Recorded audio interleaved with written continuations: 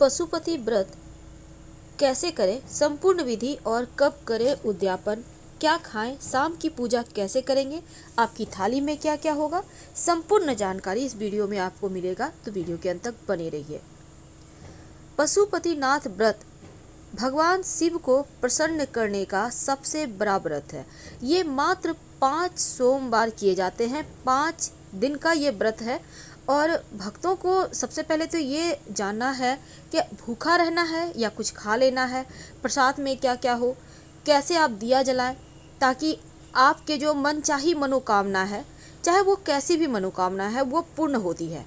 तो पशुपतिनाथ की कथा शिव महापुराण और रुद्र पुराण में भी वर्णित है। पशुपतिनाथ व्रत की सबसे पहले हम जानते हैं संपूर्ण विधि, फिर हम कथा भी आपको बताएंगे। देखिए, पशुपति व्रत करने का सबसे मेन कारण है शिव जी का आशीर्वाद प्राप्त करना। कैसे करेंगे व्रत? रुद्र पुराण और शिव महापुराण में वर्णन आता है कि पशुपति व्रत करने से शिव जी शीघ्र प्रसन्न हो जाते हैं। पशुपति नाथ जी का व्रत सोमवार के दिन किया जाता है और श्रावण में अगर आप शुरू करें तो बहुत अच्छा है। पशुपति नाथ जी का व्रत करते समय ब्रह्म मुहूर्त में उठना अति आवश्यक है। इस बात को हमेशा याद रखिएगा। ब्रह्म मुहूर्त में स्नान करें, स्वस्थ धुले हुए साफ कपड़ों को धारण करें और मन में श्री शिवाय नमस्तुभ्यम या फिर नमः शिवाय का खूब जप करते रहें। यानी पूरे दिन आपको ये मंत्र जप करते रहना है। पूजा की थाली जो सबसे मेन है इस व्रत में, क्योंकि तमाम राज पूजा के ही करने के तरीके में छिपे हैं। तो पूजा की थाली में आप कुमकुम यानी कि जिसको हम रोली कहते हैं, अबीर गुलाल भी आप ले सकते हैं, चंदन, थाली में चावल रखिए थोड़ा सा जो टूटा फूटा हुआ ना हो, धतूरा अगर मिल जाता है तो अच्छा है, और आंकड़े का पुष्प यानी मदार का पुष्प भी रखिए। अब एक और भी प्रश्न आपके मन में होगा कि पूजा सामग्री तमाम चीज़ें एक साथ लेना बहुत कठिन है। अब इसका मतलब ये नहीं है कि एक भी चीज़ प्रसन्न आपके पास नहीं है, क्योंकि भोले बाबा हमसे प्रसन्न तो हमेशा हो जाते हैं एक लोटा जल से ही, लेकिन इस व्रत को करने की जो विधि है उसका पालन आपको करना चाहिए। जिस तरह से एक पिता को अपने पुत्र की चिंता होती है, उसी तरह से शिव जी अपने भक्तों की चिंता करते हैं। उन्हें रिझाने के लिए हमें बहुत कठिन परिश्रम नहीं करना, लेकिन 1 लोटा जल भी अगर हम श्रावण के महीने में प्रेम से अर्पित कर दे तो वो उनसे ही प्रसन्न है। अब देखिए, तो हम बात कर रहे थे पूजन की सामग्री क्या क्या होगा और कैसे करेंगे पूजा। शास्त्रों के अनुसार पशुपति व्रत रखने से व्यक्ति के जीवन की हर परेशानी दूर होती है, हर इच्छा पूरी होती है।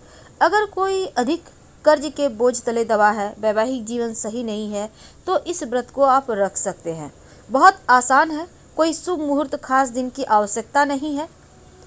तो नियम के बारे में जानते हैं। देखिए, किसी भी महीने के कृष्ण पक्ष या शुक्ल पक्ष में आप इस व्रत को शुरू कर सकते हैं।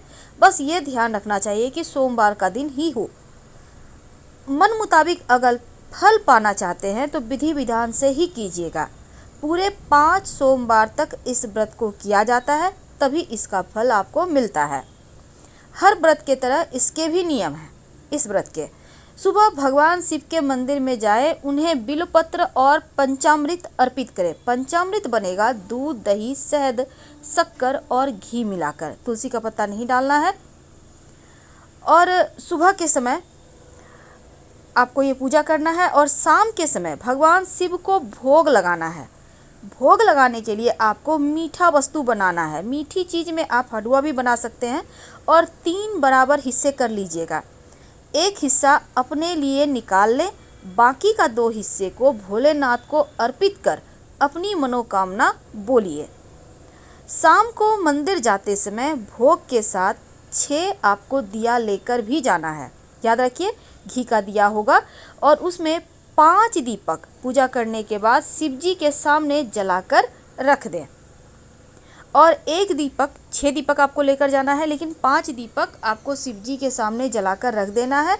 और जो 1 दीपक बचा उसको आप घर ले आइए। और जब आप अपने घर में प्रवेश करेंगे, याद रखिए जब आप मंदिर से आ रहे हैं घर, तब जब आप घर में प्रवेश करेंगे तो आपके दाहिने हाथ की तरफ घर के अंदर, आप बाहर में दाहिने हाथ की तरफ दिए को प्रवेश करने से पहले आप जलाकर रख दीजिए। याद रखिए घर के दरवाजे के सामने दाहिने साइड, जब आप अंदर प्रवेश कर रहे हैं तो आपका दाहिना हाथ जिस तरफ होगा। इसके बाद आप घर के अंदर आ जाएं। जब आप व्रत खोलिएगा तो उस प्रसाद के एक हिस्से को आप ग्रहण कर लीजिए। व्रत को लगातार 5 सोमवार तक किया जाता है और इसके बाद जो 4 सोमवार के बाद 5वें सोमवार को पूजा के बाद अपनी मनोकामना को ध्यान में रखते हुए महादेव को एक नारियल चढ़ाइएगा। जब 5वां सोमवार आएगा, याद रखिए शिव जी को 108 बिल्वपत्र या 108 चावल यानी अक्षत के दाने ध्यान से चुन के रख लीजिएगा, बिना टूटा फूटा हुआ अर्पित कर दें। और छठे सोमवार तक आपकी हर इच्छा पूरी हो जाएगी। नमः शिवाय, नमो नीलकंठाय, ओम पार्वती पतये नमः, या फिर आप जो भी आपको समझ में आए उस मंत्र का जप कर सकते हैं। अब हम थोड़ा और विस्तार से आपको बताएंगे। तो जैसा कि हमने आपको बताया, पूजा की सामग्री लें, बिल्वपत्र लें और सुबह सुबह शिव जी के मंदिर में नमः श्री शिवाय नमस्तुभ्यम या फिर नमः शिवाय का जप करते हुए पहुंच जाएं। अब शिव जी जहाँ पर आप पूजा करेंगे, पहले शिवलिंग के जितना भी पहले से पूजा किया हुआ सामग्री सबको साइड कीजिए। शिव जी को अच्छे से जल अर्पित कीजिए और तमाम वस्तु अर्पित कीजिए। पहले जल, फिर बिल्वपत्र, फिर जल। शिवलिंग पर अभिषेक सबसे ऊपर भाग पर जल डालकर ही करना है, याद रखिएगा। जलाधारी में कोई भी आपने जो भी प्रसाद आपने श्रद्धापूर्वक बनाया है, जलाधारी में मत रखिएगा। बहुत के मन में होता है कि बेलपत्र पूजन सामग्री का अभिन्न भाग है, तो ऐसे में देखिए पहले से अर्पित किया हुआ बेलपत्र भी आप धोकर फिर से शिव जी को अर्पित कर सकते हैं, कोई दिक्कत नहीं अगर आपको नहीं मिलता है तो। अब पूजा करने के बाद आप, जैसा हमने कहा कि आपको शाम के समय जब आप प्रसाद लेकर जाइएगा, 1 भाग घर में अपने लिए रख लें, 2 भाग शिव जी के मंदिर में लेकर जाएं और 6 दिए लेकर जाएं। 5 दिए मंदिर में जलाएंगे और 1 दिया घर के मुख्य दरवाजे के दाहिनी तरफ आप जलाएंगे। अब पशुपति व्रत में आपको उपवास करने का नियम भी करना है, जैसे कि हमें भोजन का ध्यान भी रखना है। सुबह सुबह आप फलाहार ले सकते हैं और शाम को आप भोजन ग्रहण, जो आपने प्रसाद है उसको खा सकते हैं। भोजन के पूर्व उसे प्रसाद का वह भाग लेना चाहिए जो घर में आप लाए थे, और इसमें आप अन्य लोगों को भी अपने घर में उस प्रसाद को दे सकते हैं। बस ये ध्यान रखना है कि शिव जी को पंचामृत जरूर अर्पित करना है और 5 दिया जरूर अर्पित करना है। इच्छाएं बोलना है। कितने दिन रखेंगे व्रत? देखिए कम से कम 5 सोमवार तक इस व्रत को रखना है और इस 5 सोमवार से अधिक आपको व्रत नहीं रखना है, याद रखिएगा। सफलतापूर्वक 5 व्रत कर लीजिए और जो छठा सोमवार है, भक्तों को उद्यापन करने की विधि आरंभ इस दिन करनी है। उद्यापन के दिन आप ब्रह्म मुहूर्त में स्नान कर लें। पूजा की थाली जो तैयार करके रखें। थाली में 108 वस्तु रखिए, मूंग के दाने या चावल के दाने या मखाने, याद रखिए 108 की संख्या में तीनों में से कोई भी एक चीज़ रखना है। इसके बाद आप सुबह से शाम तक पशुपति जी के व्रत का पूजा करें और दक्षिणा में 11 रुपये जरूर रखिएगा, याद रखिए। प्रसाद ज़्यादा बनाइएगा इस दिन ताकि सबको आप बांट सकें। अब मान लेते हैं कुछ विषम परिस्थिति में सोमवार का व्रत रख रहे हैं, पशुपति व्रत रख रहे हैं, तो आपको बाधाएं आ रही है, तब इस व्रत को अगले सोमवार पर आप कर सकते हैं, कोई दिक्कत नहीं है। जैसे कि महिलाएं हैं तो उनका पीरियड का टाइम होता है, तो आप मान लेते हैं 2 किए हैं तो तीसरा नहीं कर पाए, तो चौथे में आप तीसरे की गिनती करके कर सकते हैं। सबसे बड़ा है मन में किसी भी तरह का लोभ, लालच, ईर्ष्या जैसी चीज़ें मत लाइएगा जब आप व्रत रखते हैं, और प्रेममय हो जाइए तो शिव जी जल्दी प्रसन्न होते हैं। शिवलिंग पर जल जब अर्पित कीजिएगा, उसके बाद पूजा पाठ करके आरती जरूर करें, और आरती आप करने के बाद जैसे कि आपने पूजा पाठ कर लिया, आपकी कामना पूर्ण हो गई, तो लोगों को भी बताएं कि आप पशुपति व्रत आप कीजिए, क्योंकि जितने लोग आपके कहने के बात करेंगे आपको भी उनके पुण्य का फल मिलेगा। पशुपतिनाथ जी का जब आप व्रत करेंगे तो इसकी कथा भी सुनने का विधान है। शिव महापुराण और रुद्र पुराण में कई बार वर्णन आता है। जो भक्त पशुपति जी का व्रत कथा श्रवण करता है, व्रत करता है, श्रवण मात्र से उसके सारे पापों का अंत हो जाता है, असीम आनंद की प्राप्ति होती है। और कथा में एक और चीज़ है कि एक समय की बात है जब शिव चिंकारा का रूप धारण कर निद्रा ध्यान में मग्न थे।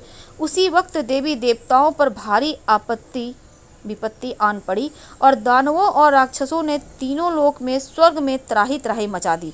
तब देवताओं को भी यह स्मरण था इस समस्या का निदान केवल शिवजी कर सकते हैं, इसलिए शिवजी को वाराणसी वापस ले जाने के प्रयत्न करने के लिए शिव के पास गए।